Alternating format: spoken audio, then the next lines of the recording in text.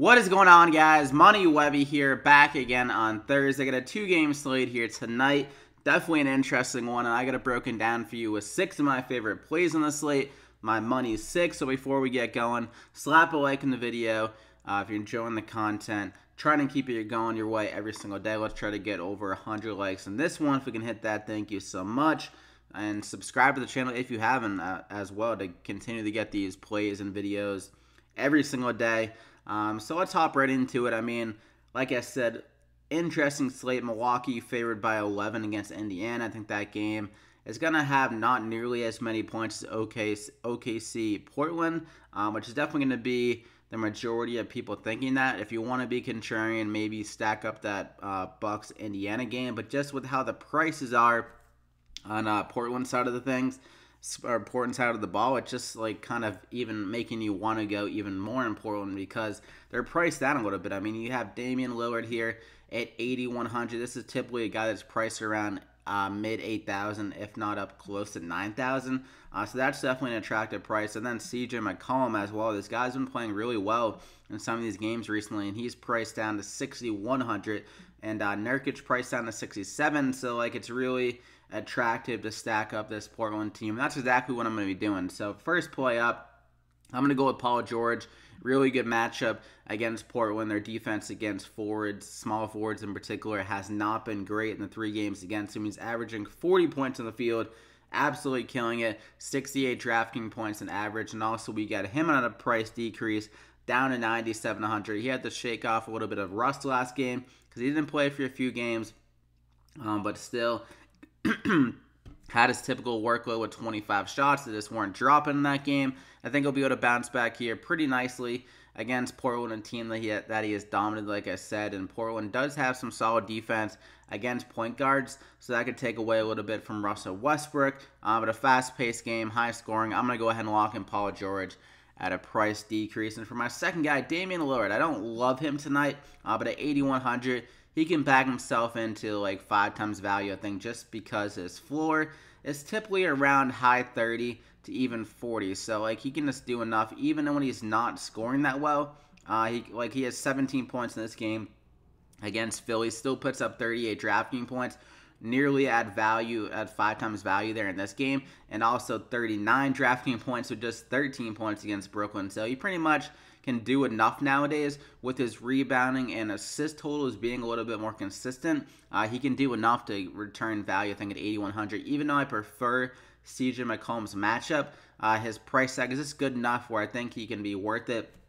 Those two alongside each other, McCollum could easily score over 20 points, and then Damien Lords, the guy that's filling it up with the rebounds and assists a little bit more. So I'm going to go ahead and lock him in there as my second guy. I'm going to go with McCollum. Like I said, I love his matchup. He did really struggle against them last game, but I feel like that was a little just kind of an unlucky kind of game for him. He is a little bit hot and cold, but they're back here in Portland. He's probably going to be motivated to bounce back against this OKC team. Pretty sure he had a really good game the time before that, so like I guess he's due for a good game against them here. His shot has been pretty hot recently. 2 of the last 3 games dropped 27 and 35 points, and also at 35 against Cleveland as well. So 3 out of the last 6 there, nearly around 30 points every time out. So it has really good upside at 6,100. OKC has been struggling a good amount against shooting guards recently. I know that Donovan Mitchell had a really good game against them and stuff like that in the past few weeks. So McCollum, next guy up, to be able to score pretty well, I think, in this matchup. So I'm going to go ahead and lock him in there as my third guy. And then I want to go with Nurkic. Like I said, all these guys are priced down. They're all going to be pretty chalky, but I think a combo of like all 3 or even 4 of them is definitely something that could be a little bit contrarian. Like most people don't have that confidence stacking up that many players in the same team. But I think it definitely can work because they all kind of do their own little thing. I mean, Nurkic is going to be gobbling up rebounds and filling it up a little bit. He can get some blocks and steals against a guy like Russell Westbrook attacking the hoop and stuff like that. And he has played really well against his team. He's had some more run against them. But just because Steven Adams does play a good amount of minutes, he's played 32 minutes on average, 39 DraftKings points on average in those 3 games. And that's 6,700. Nice price tag for a guy that has been pretty consistently getting over 30 DraftKings points, having some blow-up games with over 40, even 60 in this game against Charlotte. So definitely has a huge upside.